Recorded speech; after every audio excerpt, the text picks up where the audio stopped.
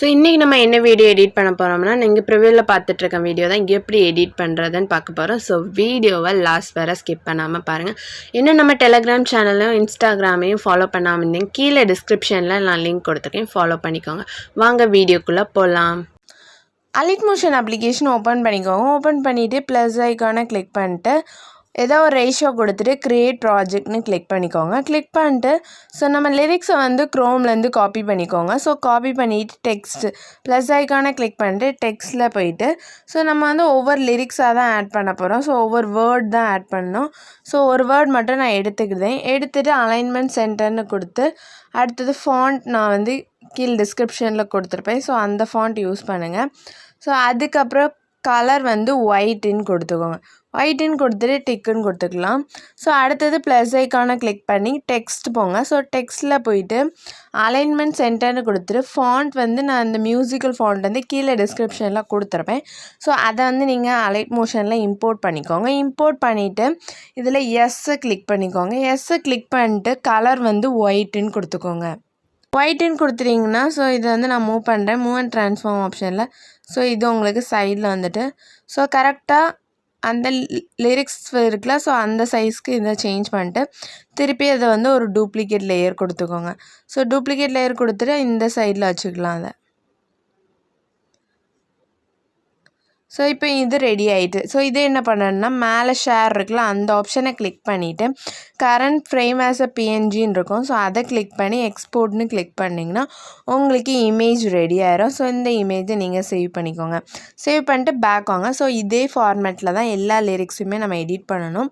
திருப்பி இந்த edit text லிரிக்ஸை touch பண்ணிவிட்டு எடிட் டெக்ஸ்ட்டில் போயிட்டு டைப் பண்ணிக்கலாம். இல்லை ஆப்ஷனில் நீங்கள் வந்து பேஸ்ட் கூட பண்ணிக்கலாம். ஸோ இதே மாதிரி தான் லிரிக்ஸ் எல்லாத்தையுமே ஒவ்வொரு வேர்டையும் நீங்கள் வந்து இந்த மாதிரி ஒவ்வொரு பிஎன்ஜியாக நீங்கள் எடுத்து வச்சுக்கணும். ஸோ அலைட் மோஷன்லேயே கம்ப்ளீட் வீடியோவும் கம்ப்ளீட் லிரிக்ஸையும் ஒவ்வொரு பிஎன்ஜியாக நீங்கள் ரெடி பண்ணிக்கோங்க. ரெடி பண்ணிவிட்டு அடுத்தது கேப்கட்டில் தான் நம்ம எடிட் பண்ணணும். அதனால் விபிஎன்னை ஃபஸ்ட்டு ஆன் பண்ணிக்கோங்க. ஸோ ப்ளே ஸ்டோரில் ஏதாவது ஒரு விபிஎன்னை நீங்கள் டவுன்லோட் பண்ணிக்கலாம். டவுன்லோட் பண்ணிட்டு நான் வந்து விபிஎன்னை கனெக்ட் பண்ணிக்கிறேன். ஸோ கனெக்ட் பண்ணிவிட்டு கேப்கட்டை ஓப்பன் பண்ணிக்கலாம். ஆகிட்டு அடுத்தது கேப்கட்டை ஓப்பன் பண்ணிக்கோங்க.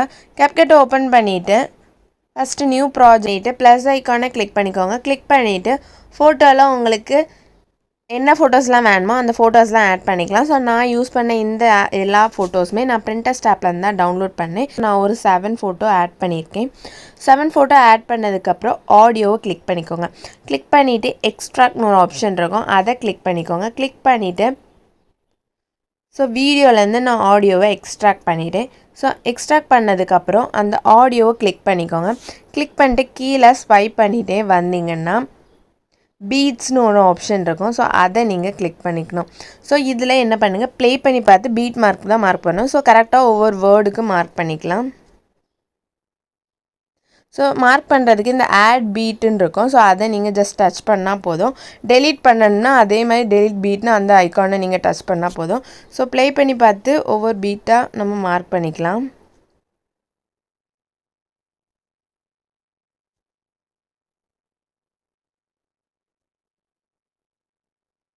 ஸோ இதே மாதிரி நீங்கள் லாஸ்ட் வர மார்க் பண்ணிவிட்டு டிக்குன்னு கொடுத்துக்கோங்க. நான் ஸ்டார்டிங்கில் கொஞ்சம் மட்டும் மார்க் பண்ணியிருக்கேன். அதுக்கப்புறம் ஃபோட்டோஸ் எல்லாம் செலக்ட் பண்ணிவிட்டு ஃபுல் ஸ்க்ரீனில் இருக்கான்னு செக் பண்ணிக்கோங்க. இல்லைனா கையை வச்சு ஃபுல் ஸ்க்ரீன்லேயும் செட் பண்ணிக்கோங்க.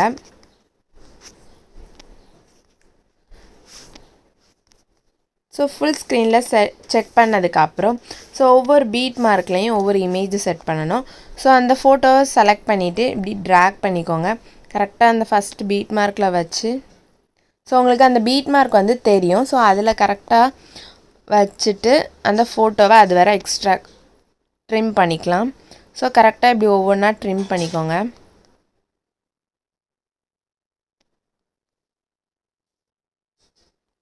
ஸோ நான் இதுவரை ட்ரிம் பண்ணியிருக்கேன். ஸோ ட்ரிம் பண்ணி முடிச்சாச்சு. அடுத்து என்ன பண்ணணும்னா அந்த ஃபோட்டோவை செலக்ட் பண்ணிக்கோங்க. ஃபோட்டோவை செலக்ட் பண்ணிங்கன்னா கீழே வந்து நிறைய ஆப்ஷன்ஸ் வரும். அதில் வந்து அனிமேஷன் இருக்கும். ஸோ அதை நீங்கள் கிளிக் பண்ணிக்கோங்க. கிளிக் பண்ணிவிட்டு இதில் காம்பவுண்ட் ஒரு ஆப்ஷன் இருக்கும், அதை கிளிக் பண்ணிவிட்டு பெண்டுலம் 1 and 2 இருக்கும். ஸோ வந்து ஃபஸ்ட் ஒனுக்கு பெண்டுலம் 1 கொடுங்க. திருப்பி செகண்ட் அடுத்த இமேஜ்க்கு போய் பெண்டுலம் 2 கொடுங்க. ஸோ இதுக்கு வந்து நீங்கள் டிக் கொடுத்துட்டு பேக் போய் ஒவ்வொரு பிக்காக கிளிக் பண்ண வேண்டாம். ஸோ மேலே இதுலேயே ஒவ்வொரு பிக்காக கிளிக் பண்ணிவிட்டு நீங்கள் 1 and 2 மாற்றி கொடுத்துக்கோங்க.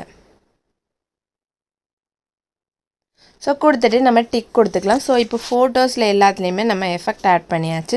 ஸோ அடுத்தது நம்ம லிரிக்ஸ் தான் ஆட் பண்ணணும். ஸோ லிரிக்ஸ் வந்து நம்ம அலைட் மோஷனில் பிஎன்ஜியாக எடுத்து வச்சோம்னா அதை தான் பண்ண போகிறோம். ஸோ பேக் வந்துட்டு அடுத்தது ஓவர்லைன் ஒரு ஆப்ஷன் இருக்கும். ஸோ ஒன்றுமே செலக்ட் பண்ணாமல் இருக்கும்போது ஓவர்லைன் இதில் கீழே ஒரு ஆப்ஷன் இருக்கும். அதை நீங்கள் கிளிக் பண்ணிட்டு ஆட் ஓவர்லைன் கொடுத்துக்கோங்க. கொடுத்துட்டு என்ன பண்ணேன்னா லிரிக்ஸ் என்ன இருக்கலாம். ஸோ இந்த பிஎன்ஜி எல்லாத்தையுமே நம்ம இம்போர்ட் பண்ண போகிறோம் ஒவ்வொன்றா. ஸோ நான் ஃபஸ்ட்டு வேர்டில் உள்ளதை நான் இம்போர்ட் பண்ணிட்டு கரெக்டாக அந்த பீட் மார்க் வர வச்சுக்கிட்டேன். வச்சுட்டு கீழே பார்த்தீங்கன்னா பிளெண்டிங்னு ஒரு ஆப்ஷன் இருக்கும். அதில் ஃபில்டர்னு கொடுத்துக்கோங்க. கொடுத்துட்டு இல்லைனா லைட்டன்னு கொடுத்துக்கலாம். ஸோ இந்த 2 ஆப்ஷனில் ஏதாவது ஒன்று கொடுத்துட்டு டிக் கொடுத்துக்கலாம். கொடுத்துட்டு அனிமேஷன் இருக்கலாம். ஸோ அனிமேஷன் போய்க்கோங்க. அதுலேயும் காம்பவுண்ட் போங்க. இதில் இப்படி ஸ்வைப் பண்ணிகிட்டே வந்தீங்கன்னா ஸ்பின்னிங் 2 அப்படின்னு இருக்கும். Spinning 1, spinning to 1, spinning to 2ன்னு இருக்கும். ஸோ அதை வந்து நம்ம ஏதாவது ஒன்று கொடுத்துட்டு 2 ஆப்ஷன் தான். ஸ்பின்னிங் இன் to 1ன்னு இருக்கும் அண்ட் ஸ்பின்னிங் இன் 2ன்னு இருக்கும். ஸோ ரெண்டையும் மாற்றி கொடுக்கணும். ஸோ அடுத்த ஓவர்லேயே ஆட் பண்ணிக்கலாம். ஸோ நான் ஒரு 2-3 லிரிக்ஸை வந்து ஆட் பண்ணிக்கிறேன். ஸோ ஆட் பண்ணிவிட்டு ஃபஸ்ட் லிரிக்ஸை வந்து நான் கரெக்டாக இந்த பிளேஸ் வர வச்சுக்கிறேன்.